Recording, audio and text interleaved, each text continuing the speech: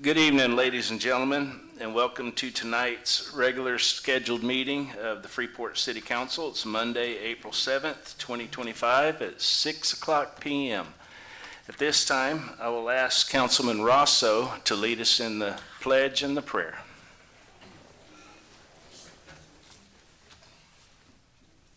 Let's pray. Lord, we thank you for this meeting. You've brought us here together. We thank you, Lord, that you're such a good God. Give us the words to say. Oh, God, give us a mind to want to do the right thing for the city of Freeport. Bless this council, the mayor, the city manager, all those under the sound of my voice. We ask for your blessings. In Jesus' name we pray. Amen. Amen. Pledge allegiance to the flag of the United States of America and to the republic for which it stands, one nation, under God, indivisible, with liberty and justice for all. Honor the Texas flag. I pledge allegiance to thee, Texas, one state, under God, one and indivisible. Thank you, and you may be seated.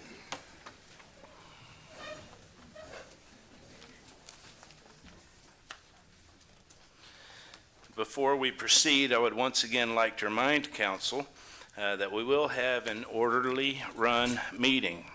Any disruptions could result in removal from the meeting. Strike one.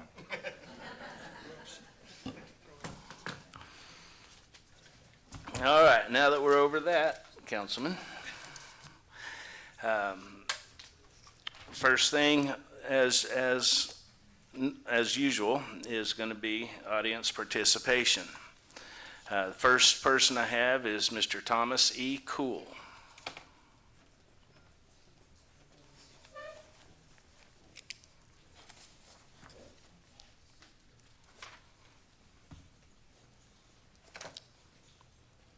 Hello, how y'all doing? Good evening. Okay, we got a problem over here in Freeport. It's basically on 4th Street and Pecan. And it's coming from the elementary school back on 11th Street, I believe. This last month or the month before, there was a bad accident. Bad. Oh, you hear? I didn't see it, but I heard it. And it's like metal on metal, loud. Last year, accident, the same intersection. 2017, again, another accident. The last 2 times, I remember there were little kids in that car. That intersection is a problem. I don't know what we need to do. We need to do something. Somebody's going to get seriously hurt. All cases, all the vehicles were towed away. So there were no minor incidents there. And we got an elementary school. This last one happened when them kids coming out of school. It's bad. I mean, we got to do something with that intersection, really do. Someone's going to get seriously hurt. I don't even want to say. And I pray it don't go that way, but it's really bad. I mean, more patrolling, a bigger stop signs, something. Because them cars going down that Pecan Street, I don't know, because there is no stop sign from there all the way to 8th Street. They ain't going no 30 miles an hour, I guarantee you. So I'm just concerned if we could do something about the intersection there, or bigger stop signs, or more patrolling, something. Someone's going to get seriously hurt there. And that's my main concern here. You know, I imagine, I talked to a few of the neighbors around, there's been more accidents there. It's public record. I mean, it's got to be. So hopefully we could get something done there before something, especially them kids. You know, even a human, I mean, a adult, anybody. Because like I said, I remember the last 2 times, last month and the year before, and the one in 17, both vehicles were towed away. That's how bad they were. And that's what I wanted to address you guys there. Thank you very much for that, and we will look into it. Appreciate it. Thank you. Thank you.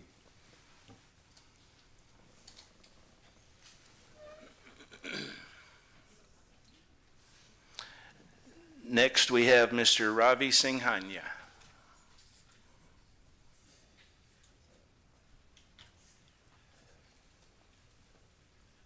Thank you. Good evening, Mayor Kane and City Council members. I have with me also, I have to recognize my Vice Chair, Mr. You know him. Vice Chair here with me. And my name is Ravi Singhania. Right now I'm the Chairman of the Port Freeport Commission. And I've got some good news. Our big $500 million project is coming along fine and should be done by the end of this year in time, and hopefully still within the budget. I don't know what tariffs are going to do, but still within the budget. And we are working on the business. But latest good news is around May the 12th, we should have a dedication of this new 80,000 square foot warehouse that Freeport warehouse has been put together. This will be a cold storage also in it, and become the transfer station for Del Monte. It will overall be employing at the beginning about 80 people. Some of them are already there on the temporary shops. And another good thing is it's a $20 million roughly facility, which is not tax abated. So it should be coming straight to the taxes. And we believe we are seeing some of the good impact it start having to the economy, the expansion and growth of the port. So that's all I want to share, sir.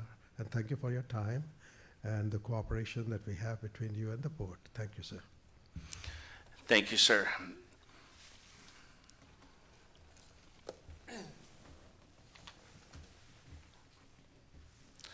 Next, we have Miss Nicole Morales. Till 4D. You got it. Then we'll move on to Mr. Sam Reyna.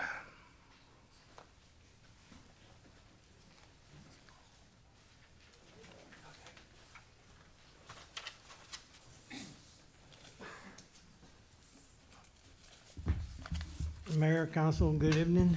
Good evening. My name is Sam Reyna, and I reside in 2002 North Avenue G. I made this copies. It's the Houston Chronicle Wednesday, okay? It's front page. Wednesday's edition. There was another article on Thursday edition, same topic, overtime. Hollins and Whitmire sport over 137 million in overtime.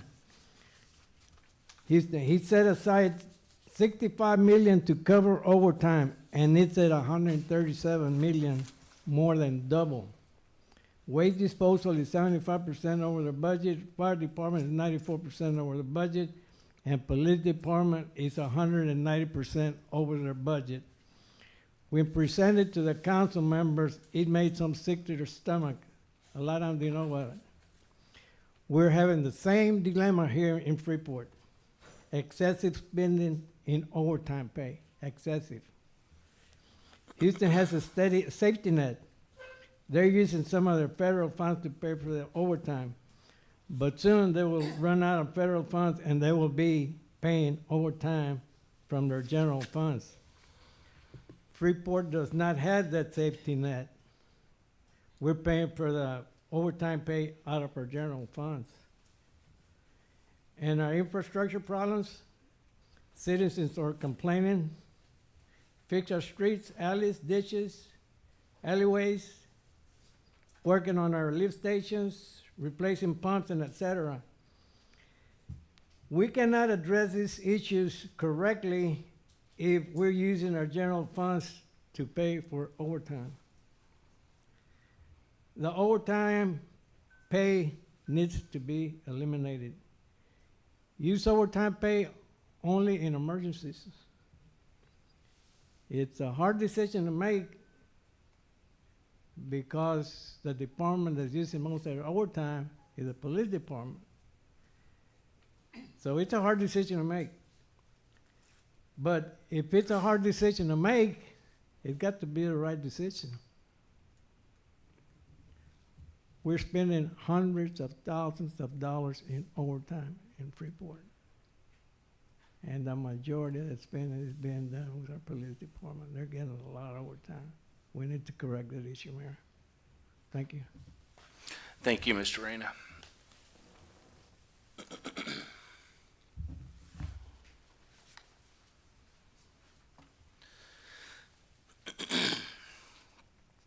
Next, we have Miss Gail Froberg. Is that correct? Yes. All right.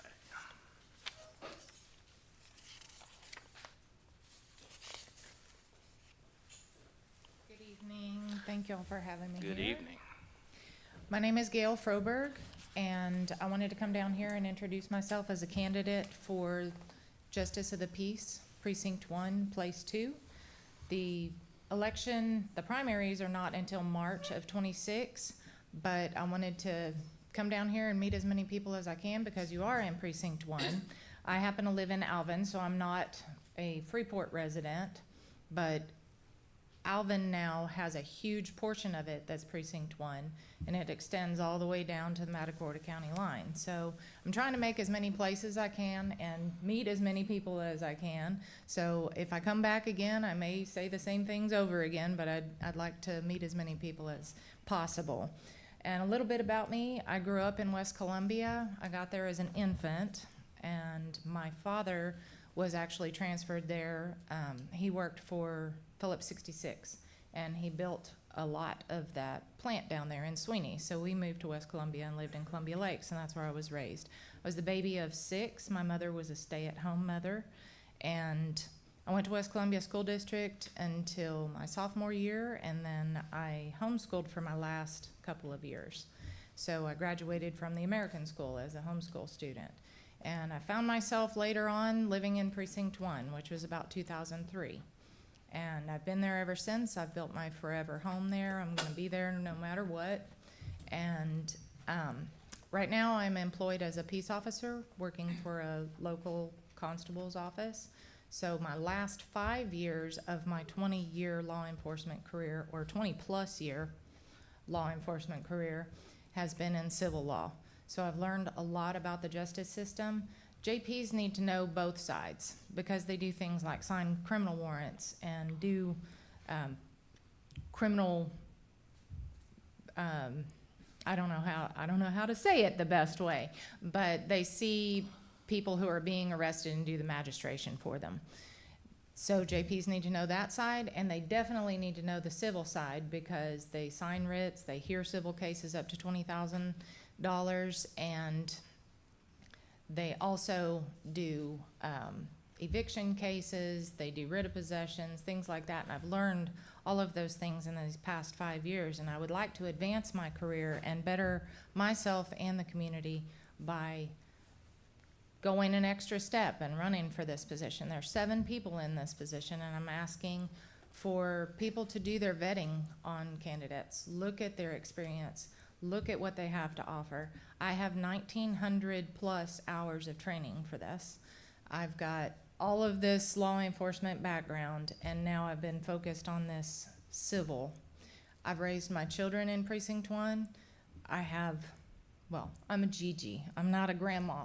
Gigi. So I have 2 little granddaughters that are growing up here, and I think it's really important to have people in office that know what they're doing and that are committed to justice and committed to fairness and committed to the county, which I am. I'm a lifelong resident and will continue to be a lifelong resident. So I'd like to hear what y'all have going on here tonight, so I'm going to stick around, and it was a pleasure to visit with y'all this evening. Thank you. Thank you very much.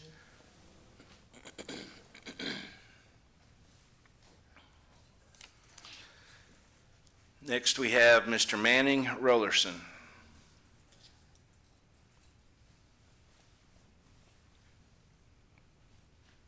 Good afternoon, Council. Good evening. It's good to be here in the land of the living. Well, I come in opposition of you guys not doing anything about the explosion with Freeport LNG. I feel like my city has let me down because someone could say, well, don't warn the people, just let it blow up They ain't nobody. Because that's what they said that day when it blowed up over here. Don't turn on the kill warning system because those people ain't nobody. Then turn around and look at my governing body that has responsibility for my health, my children's health, and every health of these people in the community. And y'all ain't done nothing. Not one of y'all. And y'all got your attorney there that signed that contract. Do no harm.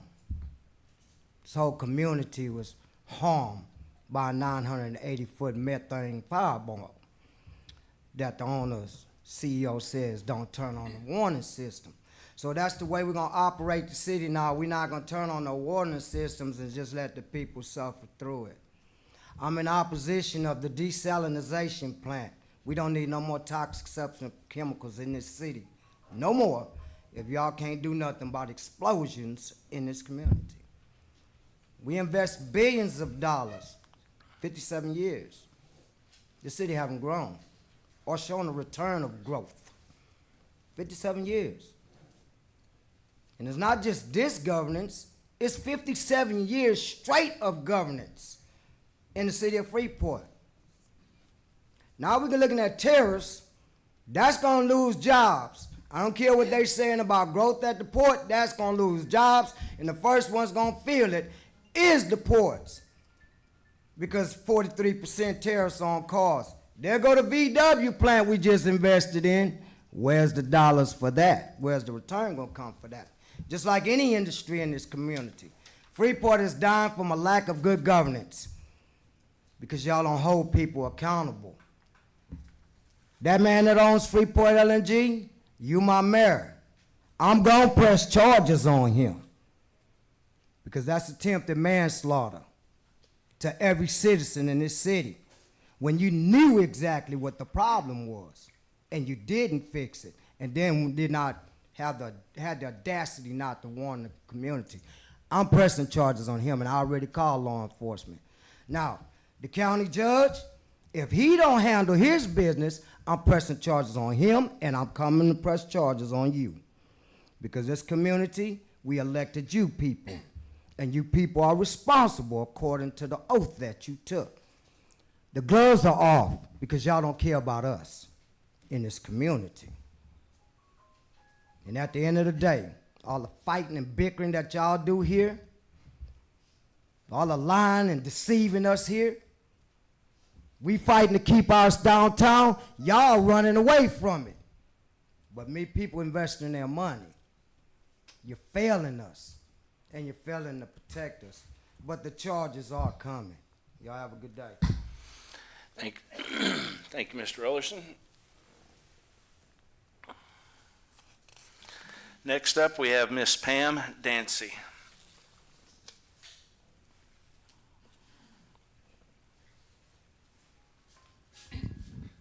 Hello, Council. Pam Dancy, 313 South Front Street. At the last meeting, and it was brought up about the money that's owed to the police department, the police officers, and I was just curious because last year, when Kathy was here, things would come up and you guys would just come up with, well, let's just make a budget amendment on this. Let's just make it a budget amendment on this. And Kathy would find money over here or over there, but things were done by a budget amendment. And I was just curious why no one brought it up that, well, you know, which I really don't like all that, but it happened before, and I'm just wondering how come that wasn't brought up for the police department and why they have to be pushed off. I don't mean pushed off to the side, but they do have to wait for that money that was supposedly set up for them that they didn't get. So it's just something I was curious about. Thank you. Thank you, Ms. Dancy.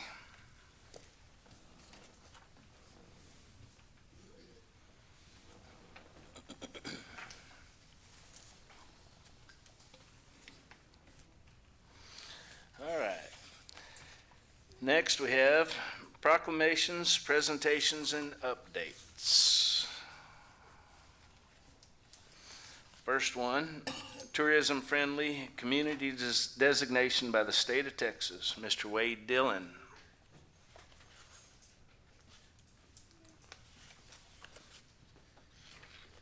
Alrighty, good evening, Mayor, City Council. I'm Wade Dillon, the Museum Director for the City of Freeport. Starting in early 2024, Anna Silbus, when she was ahead of the Main Street program, got certification started through the tourism-friendly community program through the state of Texas. During my time as the Main Street manager, I continued that certification through that Texas Tourism Community Program, opening up more state resources and stuff for the city of Freeport in regards to tourism. And so we have the pleasure of being recognized as a tourism-friendly Texas certified community, and I'm happy to invite up to the podium Spencer Zamora. She is the research specialist, part of the Department of Economic Development and Tourism through the Office of the Governor. Here's Spencer.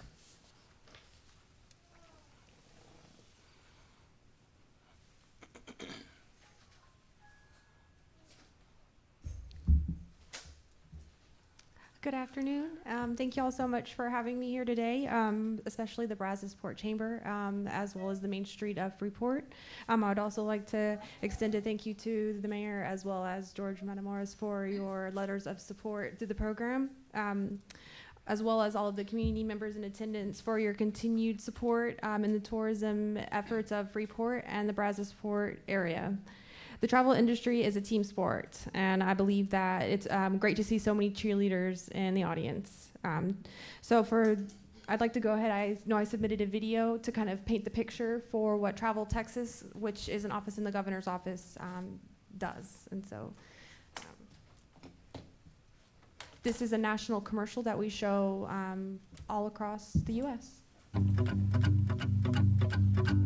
Dear beachcombers and early risers, wine tasters and music lovers, city adventurers, family travelers, and epic memory makers, sightseers and selfie takers, history lovers and thrill seekers, to the movers, the shakers, and the moment chasers. This is your invitation. Let's Texas.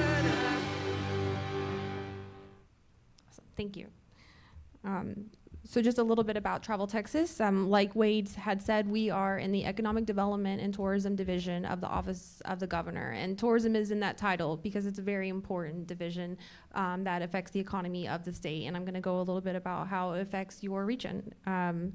So we really believe in the partnership is the key to success, and that's why the program was developed a year ago. It was launched in January of 24, and it encourages communities to pursue tourism as an economic development and strategy. The goals for the program included strengthening the relationships of the existing community partners as well as establishing new ones, educating local leaders on the importance of tourism as a tool for economic development as well as job creation. It encourages participation as also in state government programs like Tourism Friendly that are available for tourism development. And it really opens the eyes of the community to resources and organizations such as TxDOT, Historical Commission, the Arts Commission, and Parks and Wildlife, which the Bird Sanctuary, I know they work really closely with. So it was really great to experience that today with Edith. But it encourages the participation in state government, as well as recognizing destinations for all of the hard work. The program really helps to strengthen the overall brand as Texas as a premier tourism destination. We hope that this endeavor in the program would create not just tourism promotion, but also hometown pride, as well as involvement on the board and to achieve awareness for the community and all of the efforts that are being made in the community and achieve the recognition that they deserve. The Travel Texas team, we really enjoyed learning all about the aspirations of the entire Brazosport destination and all the communities. I'm not sure if y'all are aware, but we had a very interesting submission by Brazosport Chamber where it was Surfside Beach, Clute, Freeport, and Lake Jackson. But tonight we're recognizing Freeport. And it was very interesting to have such diverse communities within one region, and we learned all about it through Edith as well as Wade and at first Anna. And so through learning about Freeport, I heard all about the Fort Velasco days, the kids sport, all of that we saw the bird sanctuary today.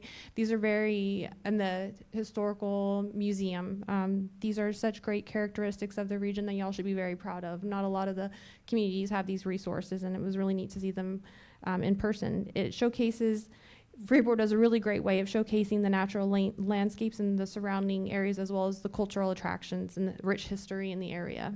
I myself, I'm actually from down the road in Victoria, Texas, and so I'm a proud Gulf Coast native, and I've passed 59 on many times going to Houston, and always saw the Lake Jackson and all the exits, and I'm really glad that I got to experience it today. But just to give a little more exciting numbers, for the Brazoria County area, $444 million were spent tourism-related alone in 2023, and 5,800 people worked in a tourism-related job. They all earned about $157 million in earnings.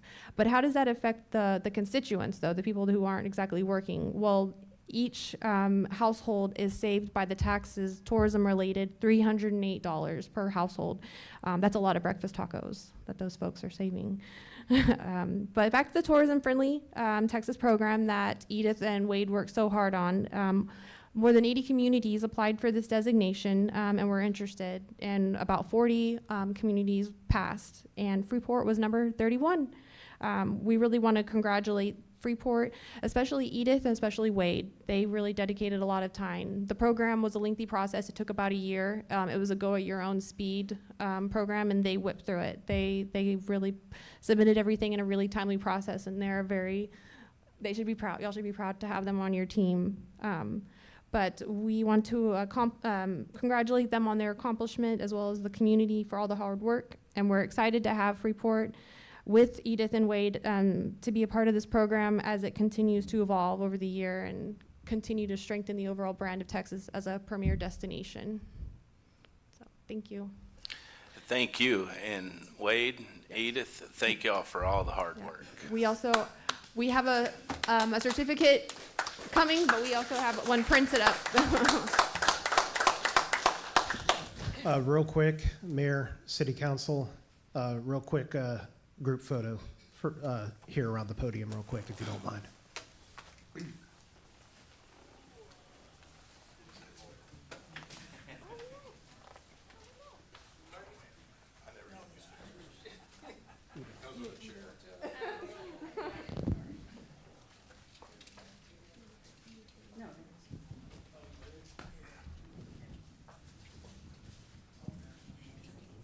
Am I hiding my gut?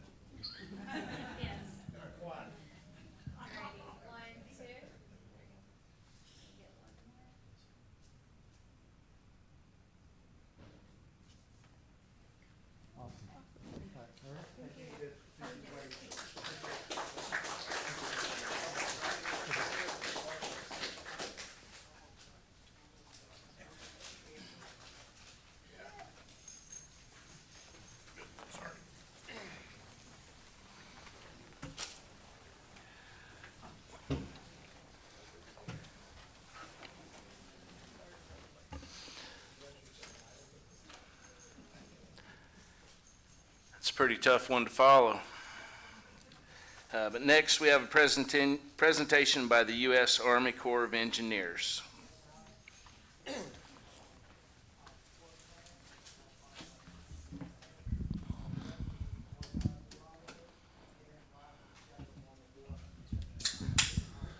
Good evening, everybody. My name is Eddie Rigoyen. I'm a project manager from the U.S. Army Corps of Engineers out of Galveston District. I would like to thank you all for the opportunity to come give you guys an update in regards to the Sabine and Galveston project, for the Freeport project. So next slide, please. So the Sabine Pass to Galveston Bay Coastal Storm Risk Management Project is being implemented to reduce the risk of storm surge impacts in Orange, Jefferson, and Brazoria counties. CSRM is the planning and implementation of features along the coast that are designed to reduce the risk of damage created by storm surge from hurricanes and tropical storms. The Sabina Galveston project is comprised of 3 projects, one which entails the construction of a brand-new coastal storm risk management levee system in southern Orange County, and 2 which consist of improvements to existing systems in Port Arthur and here in Freeport. Next slide, please.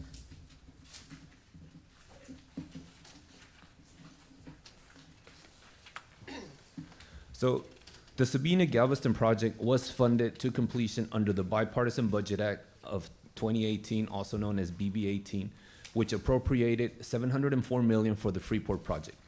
The existing Freeport hurricane flood protection system was evaluated for repair and replacements where needed.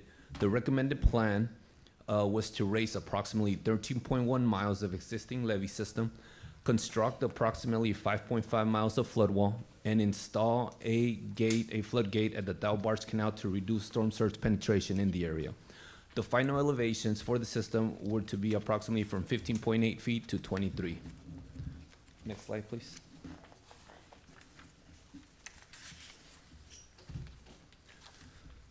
So normally for many projects, changes may occur during the construction phase that result in USAID's developing a post-authorization change report, which is also known as a PACR. The change can vary from cost increase or any major change in the scope that was not originally in the chief's report.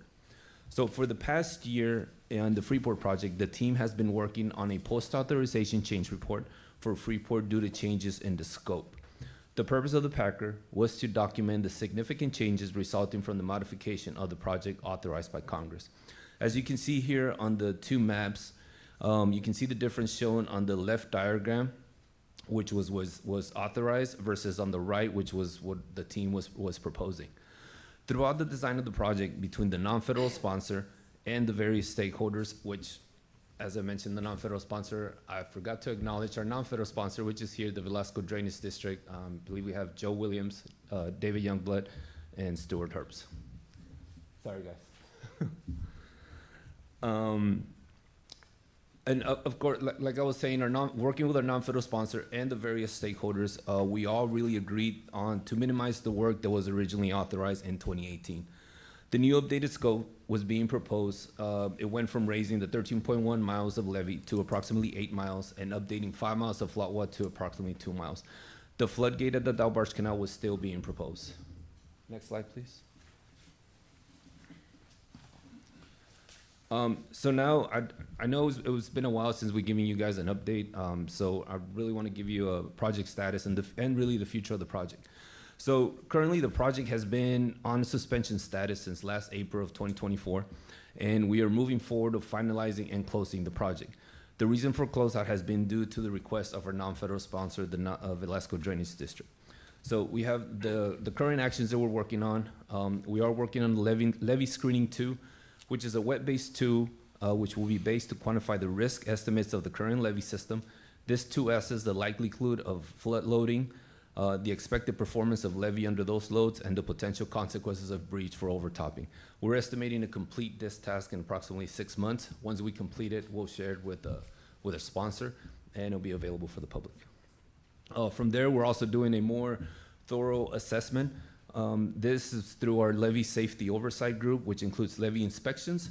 This process is regularly done on each federally authorized levee at a minimum of once every 10 years.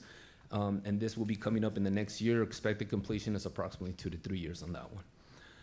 And with the future of our project, so the project will not be deauthorized. It is therefore, in case in the future, if Velasco Drainage District or any other non-federal sponsor would like to do it again based on the project that got authorized, a new project, PPA, Project Partnership Agreement, will need to be done. VDD currently will continue to collaborate with the stakeholders, and they'll make any necessary updates to their system under the 408 process. Next slide, please. So this is just our public story maps and websites. I do encourage for the public and everybody to continue to visit them for continuous updates, not only on the Freeport, but also on the Port Arthur and the Orange County projects. Next slide, please. So again, I would like to thank you all for giving us the time to be able to come and give you an update with any questions. That's all I have for you guys tonight. Council, do you have any questions?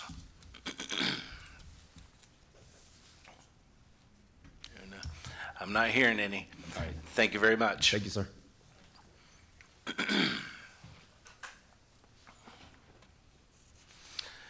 Next, we have a presentation by Velasco Drainage District. Mr. David Youngblood, come on up, sir. Mayor, council members, Good evening. thank you for seeing us. It's not so much as a presentation, but more of an update of the situation at hand. Since the S2G project is currently being suspended at this time, we are still moving forward with many significant improvements. We have a 408, as Mr. Irigoyen mentioned, with our East Levee project.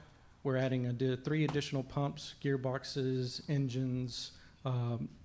Its current capacity of that pump station is around 2.1,240,000 gallons per minute. With this update, we're going to be at 2 million gallons, 50,000 gallons per minute pump station. So it's a significant increase in capacity of pumping. We're also moving forward with our 8-year engine replacement program for all the engines that have been discontinued in parts and services. We are in the process of replacing that this year. We've already began the process of purchasing 2 new engines for our North Freeport pump station. Next year, we're planning for our Velasco pump station, and then the year after that, we're planning for our East Freeport pump station. So more significant improvements coming down the pipeline in the next few years. We've also been taking on the initiative of improving the levee system. We have done this in part of our FEMA certification process, that there is some low spots in the levee system that require some raising. Not something very significant, usually 4/10. The most significant we have seen that requires raising is about 1.5 feet of earthen levee. That process is also being undertaken as we speak. So with that being said, we do have more plans coming up in the future, and we still are working with our counterparts, the federal sponsors, Army Corps of Engineers. We wanted to give you all the time to ask us any questions or concerns you may have for the Drainage District. One question I have, and thank you for the work that you're doing for us. The levee system that we have surrounding Freeport is in good shape, great shape, needs repair? Oh, it's in excellent shape. Excellent shape. That's what I wanted to hear. We are rated at a 140-year storm system.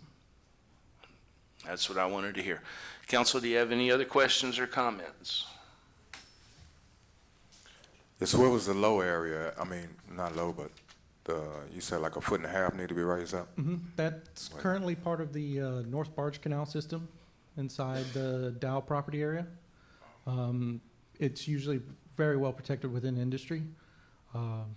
Just over time with the heavy traffic, it's kind of sunken a little bit, so we're raising it up. Thank you. Council, any other questions? I do have one question. You said the levee surrounding Freeport's in excellent shape. Are there any portions covering Freeport or surrounding Freeport that are lower that are needed to be raised? Actually, no.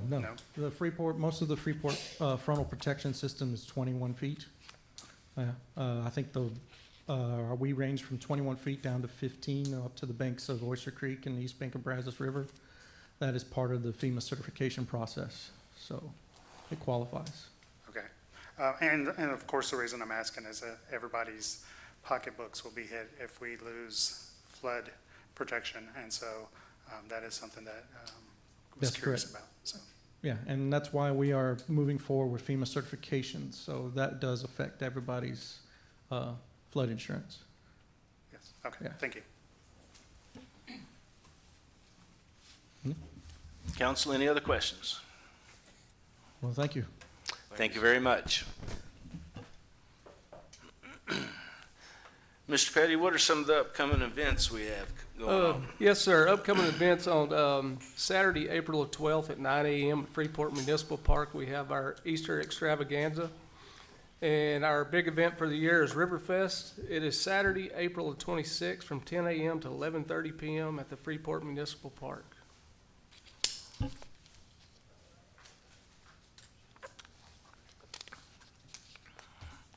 Thank you, sir. Next on our agenda is a proclamation of April as fair housing. I will go ahead and, you want, go ahead. I don't have much to say. Just before y'all, tonight is the proclamation for April to be declared Fair Housing Month by the City of Freeport. This was done last April, but we do have to do it every year to remain compliant with our GLO grants. Cool. With that, I will read it. The Proclamation of April as Fair Housing, whereas Title 8 of the Civil Rights Act of 1968, as amended, prohibits discrimination in housing and declares it a national policy to provide within connotational limits for fair housing in the United States. And whereas the principle of fair housing is not only national law and national law policy, but a fundamental human concept and entitlement for all Americans. And whereas the National Fair Housing Law during the month of April provides an opportunity for all Americans to recognize the complete success and the goal of equal housing opportunity can only be accomplished with the help, cooperation of all Americans. Now, therefore, we, the City Council of City of Freeport, do proclaim April as Fair Housing Month in City of Freeport and do hereby urge all citizens of the loyalty to become aware of and support the fair. This is passed and adopted by the City Council on April 7th, 2025. And I will sign it. Thank y'all. Thank you.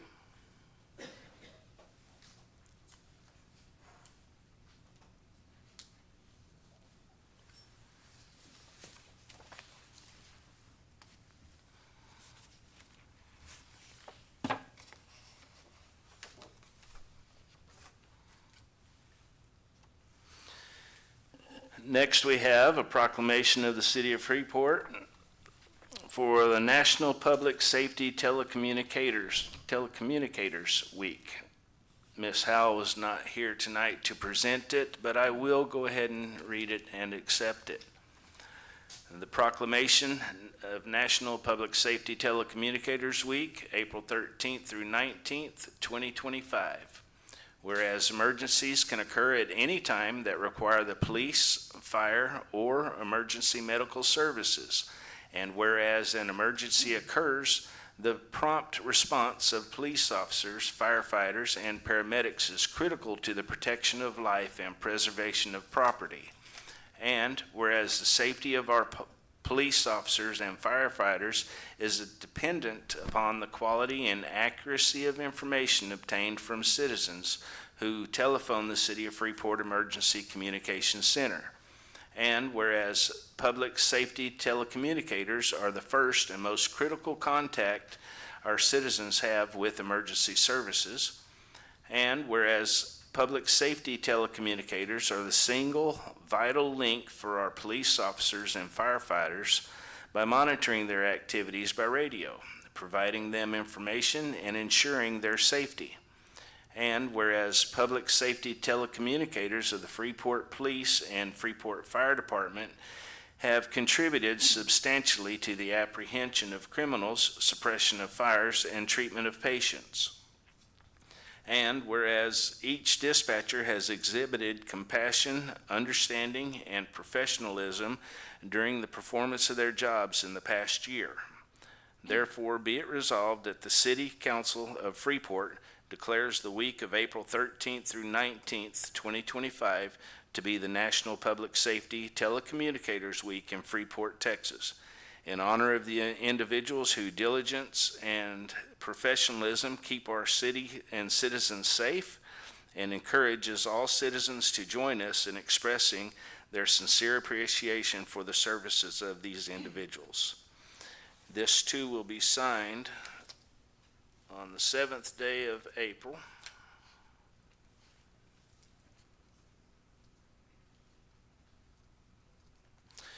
And I would like at this point to say thank y'all.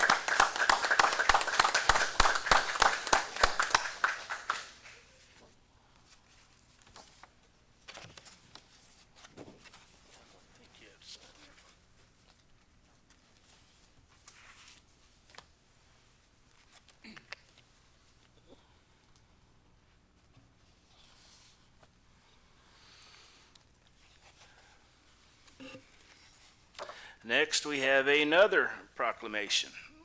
Once again, Ms. Howell was going to present this, but she has been unable to make it tonight, so I will go ahead and proceed. The proclamation of National Animal Control Officer Appreciation Week, April 13th through 19th, 2025. Whereas the National Animal Care and Control Association has designated April 13th through 19th, 2025 as Animal Control Officer Appreciation Week.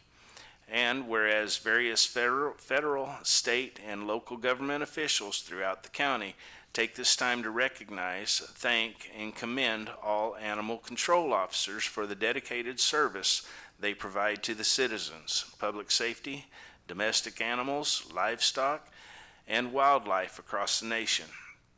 And whereas every day animal control officers put themselves in potentially dangerous situations to protect the health and welfare of all kinds of animals and the public.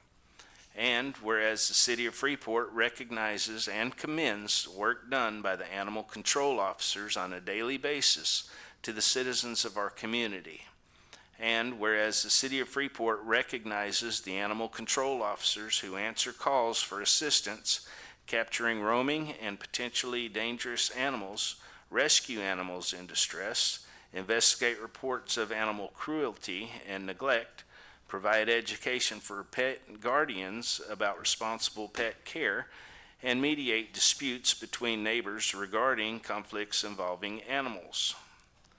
Therefore, be it resolved that the City Council of Freeport declares the week of April 13th through 19th, 2025 to be the National Animal Control Officer Appreciation Week in Freeport, Texas.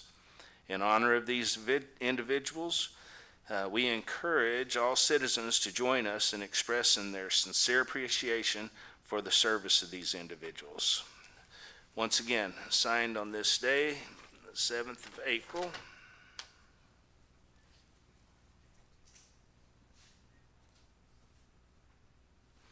And once again, thank y'all.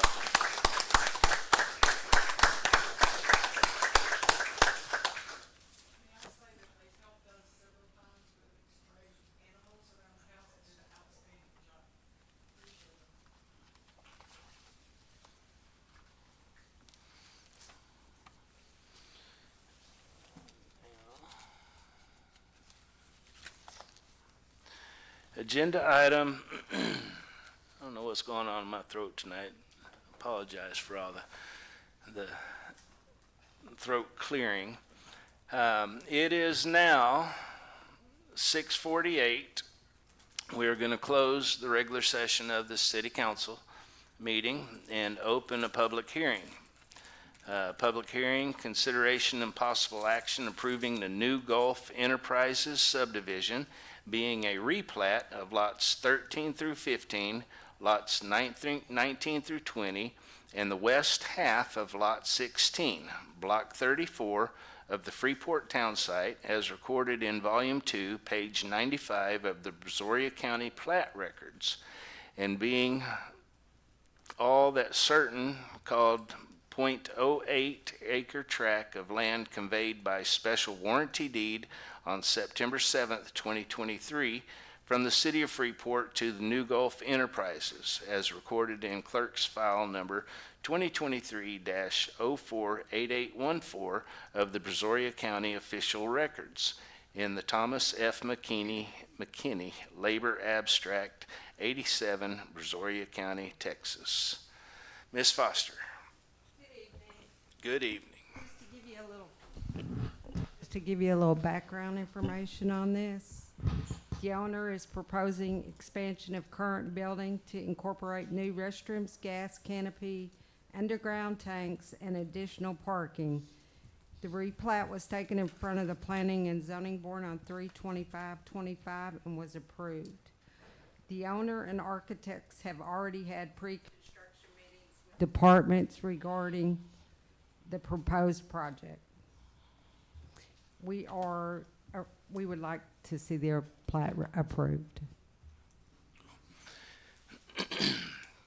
This is a public hearing, so is there anyone in the audience that would like to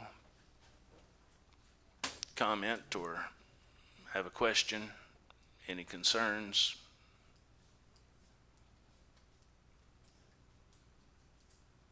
It's awful quiet out there.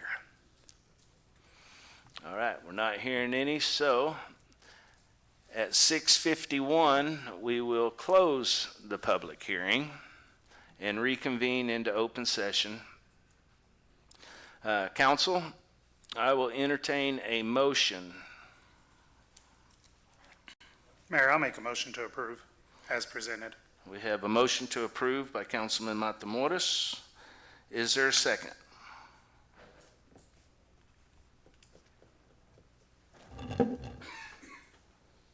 I'll second. We have a second by Councilman Davis. Council, is there any discussion needed on this? Any questions? I just have one quick question. Patty, is the address going to be 131 East 5th Street? I'm not real sure about that. I can't give you Okay. Shelby, is it? Yes. Okay. That's okay. Thank you. That's it? All right. Council, with no more questions, I will call the vote. All those in favor state aye. Aye. All opposed? Motion carries unanimously.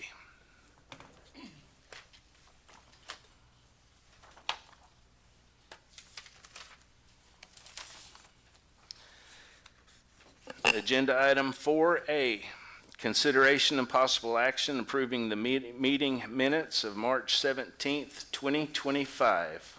Council, you have this in your packet. Mayor, I'll make a motion to approve the meeting minutes of March 17th as presented.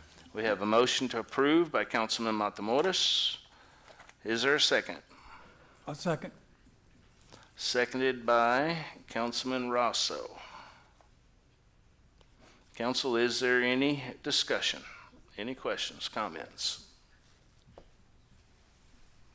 Hearing none, I will call the vote. All those in favor state aye. Aye. All opposed? That was a nay. Motion carries 4-1 with Councilman Pena being the nay.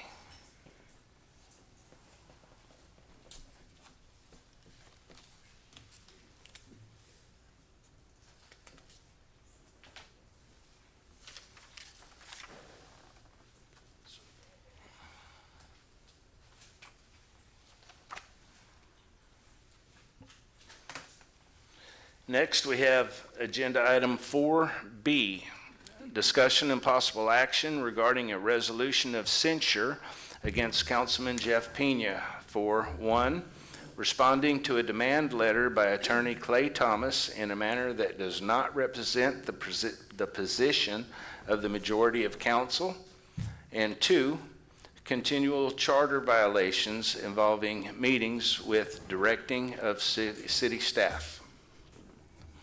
Mayor, I move that we table this. Excuse me. I was gonna make a motion to drop that to the bottom. Well, I think Mr. Pena beat you to it. So there's a motion on the floor to table, Mayor. Yeah, I'd like to make a motion to move this off the agenda based on the fact that the packet's incomplete. There are no supporting documents to this other than just a memo. And what has been required of both myself and Councilman Rosso and Councilman Davis has been that the agenda items have to have a complete packet of not only just the request, but also the memo and the supporting docs. In this packet, there are no supporting docs. And so that would violate the ordinance by moving forward on this, the agenda ordinance. Legal, can you? Well, I mean, there's a motion on the floor, Mayor. Essentially to table, I think. Yes. Well, with that being said, I'll second it. We have a motion and a second on the floor to table. So, motion by Councilman Pena. Is that correct?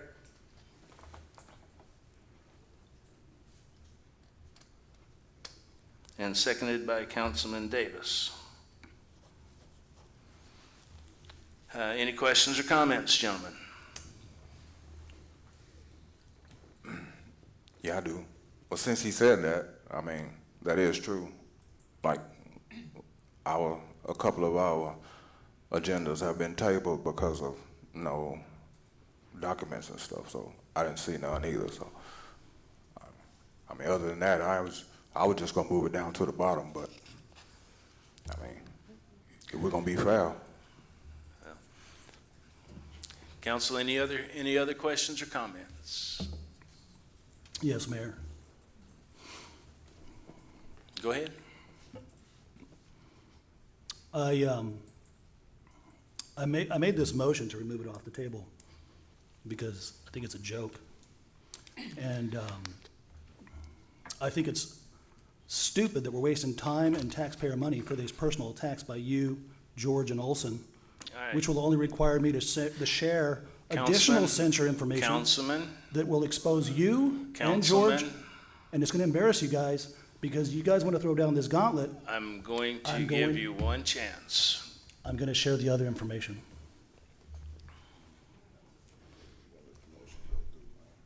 That was my comment. All right, we have a motion and a second to table this. I'm going to call the vote. All those in favor state aye. Aye. All opposed? Nay. Nay. Motion to table passes 3-2. Thank you, Councilman. Kane and Matamoros.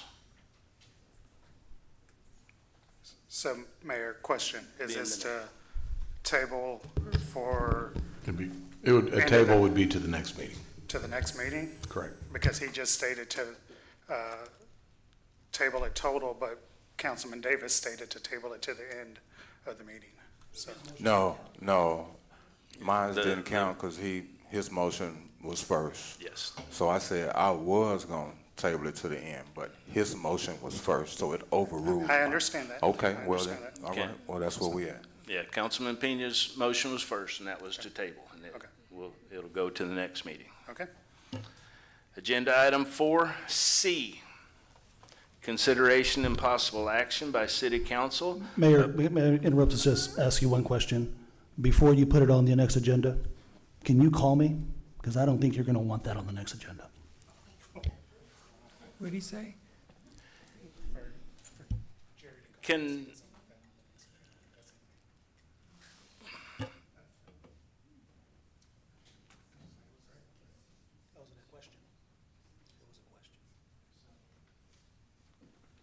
No, I'm going to inform you as to why I'm asking for it.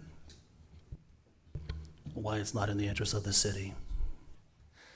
agenda item 4C, consideration and possible action by City Council approving the sale of property located at Block 70, Lot 4 of the Velasco Town Site, and approving the city attorney to draft a deed and the mayor to sign and the city secretary to attest to such deed.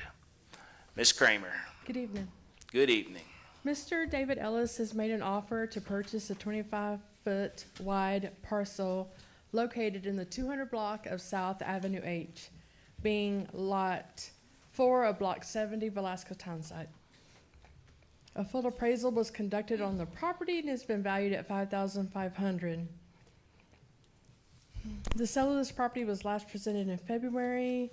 A broker's opinion of value set the value of the property at $1,237, and council denied that offer, and a full appraisal was ordered. All right, council, I will entertain a motion. Mayor, before a motion is made. Yes, sir. Laura and I had kind of worked out the deed stuff on the front end, so you don't even have to authorize, it's already in your packet, and that is the appropriate deed. So the motion would be to approve the deed as presented. Council, I will entertain a motion. I'll make a motion to approve the deed. We have a motion to approve by Councilman Pena. Is there a second? I'll second. Second by Councilman Davis. Council, is there any discussion on this? Any questions or comments? The sale is for $5,500? Yes. Just so I'm clear, the motion would reflect selling the property with the deed presented at the sale price presented as well. Is that correct, Mr. Pena? Let me get into the weeds of that. I mean, the assumption from staff is the motion to approve the deed was for the purchase price that was presented. Correct. Council, any questions or comments? I'm reviewing the appraisal one last time. I'm sorry? I'm reviewing the appraisal one last time.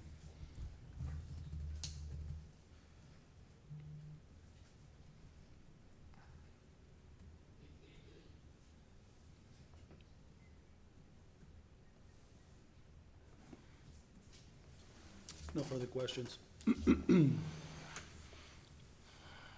Council, any other questions or comments? Hearing none, all those in favor state aye. Aye. All opposed? Nay. Motion Nay. carries. Nay, 2 nays. Motion carries 3-2. That is Councilman Pena and Matamoros being the nay.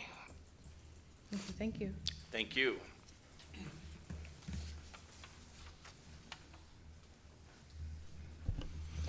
Nicole Morales.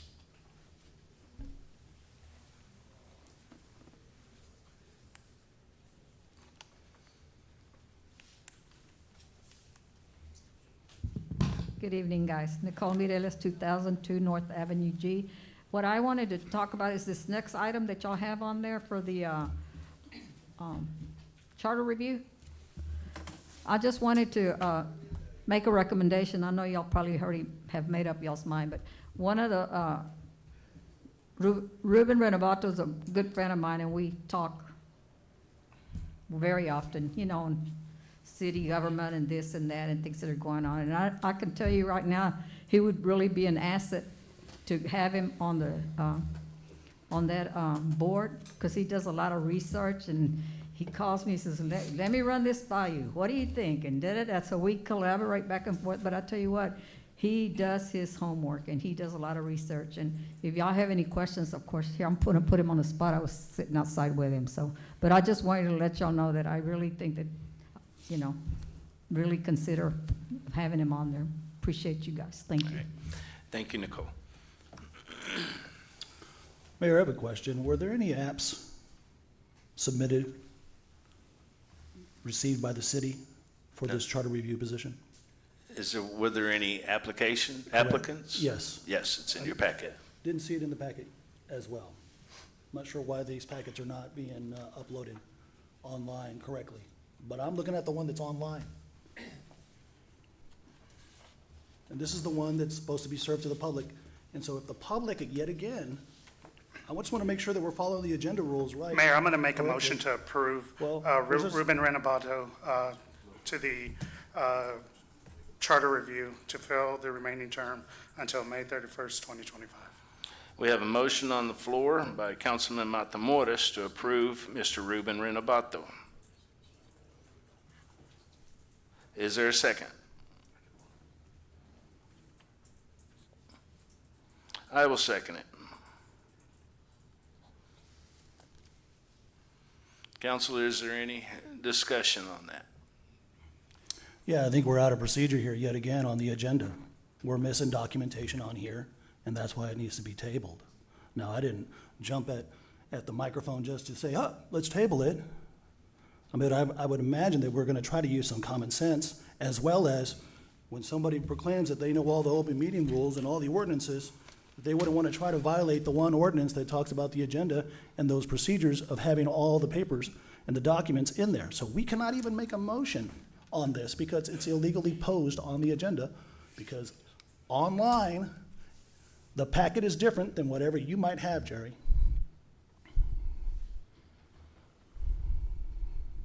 I'm not making this up. Yes, please. Can you use the mic, please?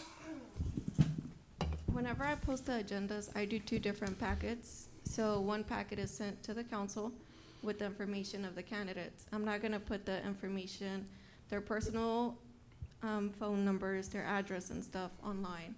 So that's why there's two different packets. And the one on y'all's tablet, that's the one I usually send to y'all with the information. Well, we need legal clarification on that ordinance then, so that going forward, that any discrepancy is clarified or redacted. We need to make sure that these applicants' information, so that other residents are aware who's applying and whether there's any room for their involvement, that they can actually apply. Because as it seems now, doesn't look like anybody's applied. Yes, we have a motion in a second. Can you answer that? I mean, there's no legal requirement that you take applications at all. So y'all decide what the process looks like for appointing somebody. If we, I mean, I agree. I think it would be a bad idea to share I mean, it's a public record, but I think It's all public record. I think the intent there was just not to advertise people's personal data. Y'all, as a council, decide Yeah. what goes in the packets for public consumption. But that seems so counterintuitive, David, because we're talking about individuals who are trying to volunteer in the public space for their community, for their city. And it's very important that the residents know who's applying. I mean, say, for example, somebody applied and they're a sexual predator, registered sexual predator, and nobody's going to know about it. But maybe somebody over here in the public might say, hey, you know what, I watched that list because that's a personal issue with me. And then they bring it up to council. All right. We have a motion and a second on the floor to appoint Mr. Ruben Renovato. All those in favor state aye. Aye. Aye. All opposed? No. Motion carries Wait, 3-2. What's the vote? I only heard 4 people vote. Okay, what is your vote? My vote was no, That's what I said. and I wanted to know what's the total vote of no's. 3-2. 3 no's? 3 yay. I didn't hear the 2 yays. nay. I didn't hear the 3 yays. Councilman Matamoros, how did you vote? Yes. Councilman Rosso? Yes. And I voted yes. Okay, thank you. Okay, I just like some clarification on that. I heard all 3. No, I didn't. I'm getting old. Agenda item 4E, consideration and possible action approving resolution number 2025-2910, amending the City of Freeport Policy Handbook, Chapter 8, Attendance and Leave Policy, revising Section 8.02, Vacations. Ms. Fisher. Yes, we are recommending approval of this resolution to adjust the vacation policy, revise the vacation policy to allow employees to roll over up to 160 hours versus the 120 that it's currently capped at, and also to allow department directors to cash in up to 40 hours of vacation within the 30 days prior to their anniversary date. Our department directors are often not able to take all of their accrued vacation because of things like emergency weather situations, staff shortages.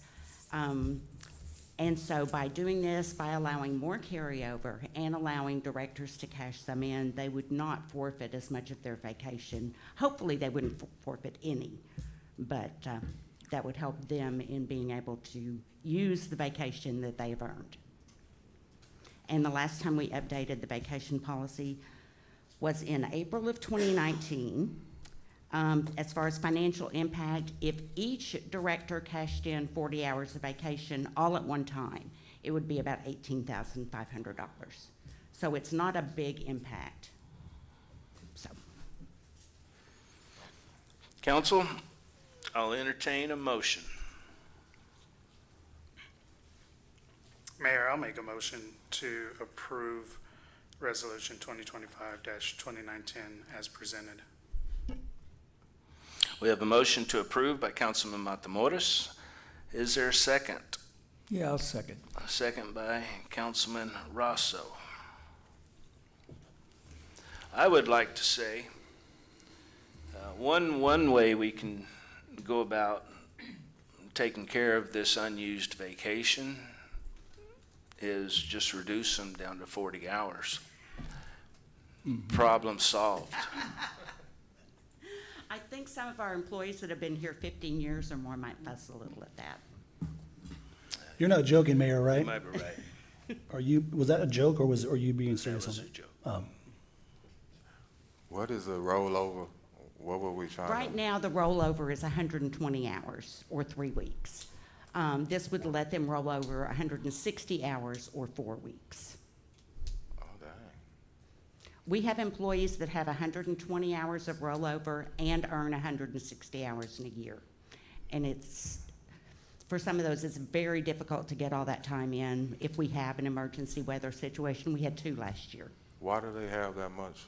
Because they've been with the city for more than 15 years, so they're earning 160 a year, and they can carry over up to 120 right now. Right, so why they don't take no time off? Because of things like emergency weather situations, staff shortages. It's mostly for directors, because directors in an emergency situation have to be here. I can't, well, I probably could, but most directors can't call in and say, sorry, I know y'all are having a hurricane, but I'm on vacation. So they have trouble sometimes getting that in. This will make it a little easier for them. I mean, I have a question on that. Yes. I work for the county. We do that too. We can't roll over 160 hours. I work for the county too, and we have hurricanes, so we gotta come work when we gotta. I understand. Our boss, I mean. The current we got policy reads 120. This was just that's a lot. Yeah. Yeah, so 160, I wish I can roll 160 over. I mean, that's good. Yeah, But they make us take off, and you gotta take off or you gotta leave it. I mean, 120 is a lot to roll over. That's, it is a lot for a lot of people. Yes.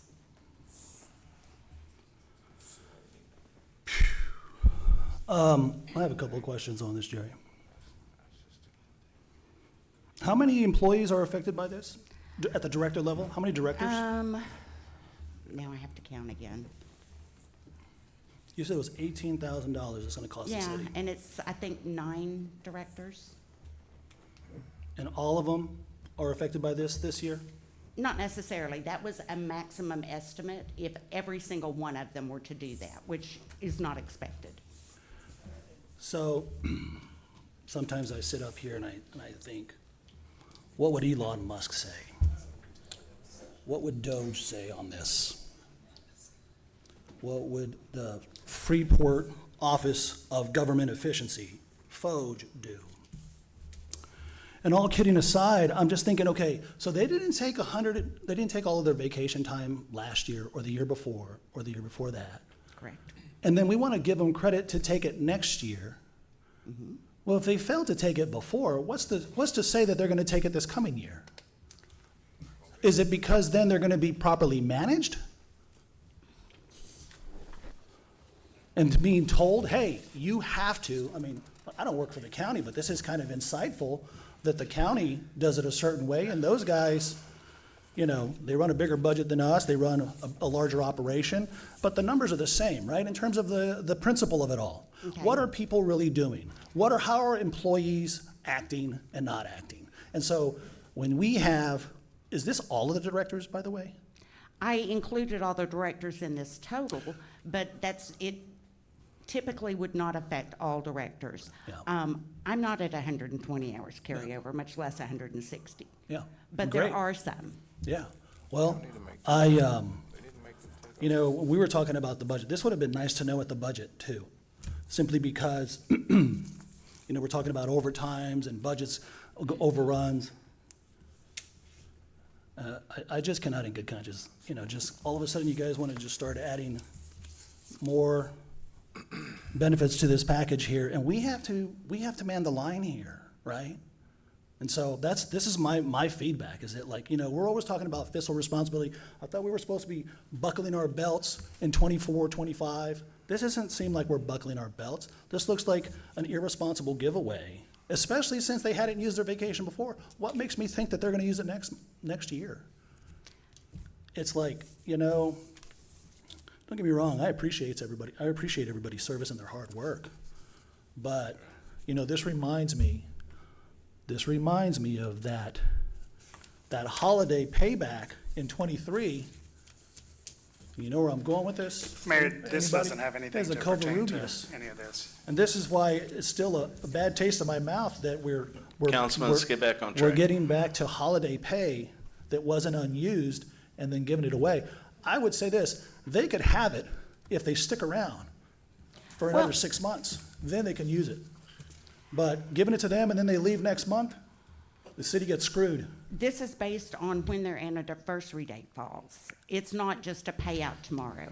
Yeah. It's within 30, if they have not used it within 30 days of their anniversary date, then they can cash in up to 40 hours. That's it. It's not I just need some extra cash. Yeah. It's based on anniversary dates. Yeah. Council, any other questions or The comments? math doesn't add up. Yes, sir. I used to work. I'm retired now. And anybody that wants to take away my vacation, I have a problem with that. Yeah. Anybody want to take away my vacation, whoever it is that works for the city, if they didn't take vacation, that means they're at work. Sounds like a good employee to me. A good employee would, when I retired, I had max vacation and I had max comp time because I cared about my job. I cared about the county. I just can't see us taking away. I can see us adding. I mean, a worker, a person that works. So that's my take on it. I don't believe in taking away from employees and those guys or girls that's not taking vacation. I would consider a pretty good employee if they're on the job. So that's my take on it. That's how I feel about it. I got another one. Yes, sir. Winston, they're not talking about taking away none of their vacation. We're not talking about taking away. No, you're not. You over there shaking your head. We talking about, they talking about adding more. You say you work for the county. I work right alongside with you. Could you roll over 160 hours? No, we ain't been that long. And they make you take that off. You can roll over like 120 if you've been there so long. It's That's no what problem. she's saying. I'm not saying. That's what she's I saying. know that's where they at now, but they gonna move it up to 160. So if you ain't take 160 this year, then what you gonna do? You gonna do next year? That mean either they making them work too much, they not letting them get time off, or that is a good employee, but let him take some time off. When it was time for you to get your vacation, you had to take off a week. Remember, every year we got down to the end of the year, everybody was gone a week, 2 weeks. It's a time in now where you got to take it. We're not talking about taking no vacation away from them. No, we're talking about adding. Yeah. As I see it, gentlemen, before we call the vote, only someone who has worked in the city for over 15 years Earns 160. is even at the 160 Yes, point. that is correct. Okay, so if we have an employee in the city that's been here for 15 plus years and worked every day he was supposed to, regardless of the reason, then he would be able to either roll over 160 hours because he didn't use any, he or she, I'm sorry, or they could roll over 120 and cash in 40. Correct. That is correct. The employee that this actually affects the most, who has lost probably at least the last 3 years lost vacation time, would be our fire chief and emergency management coordinator, Chief Motley. So All right, gentlemen, with that, I will call the vote. All those in favor, state aye. Aye. Aye. All opposed? No way. Mr. Davis, I didn't hear your vote. This should have been on budget. We want to hear a yea or a nay. Yea? So motion passes 4-1 with Councilman Pena being the nay.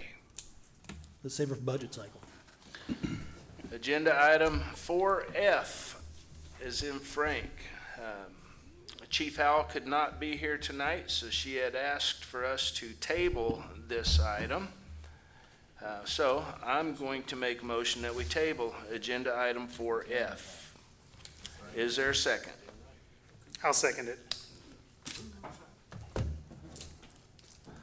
All those in favor state aye. Aye. All opposed? Nay. Motion carries 4-1. With that, gentlemen, I will make a motion to adjourn. There's no executive session, Mayor? No, sir. I'll second that motion. For the record, All no. those in another- favor state aye. Another meeting. Aye. Pending lawsuits. All opposed? No updates, public. Ladies and gentlemen, we are adjourned.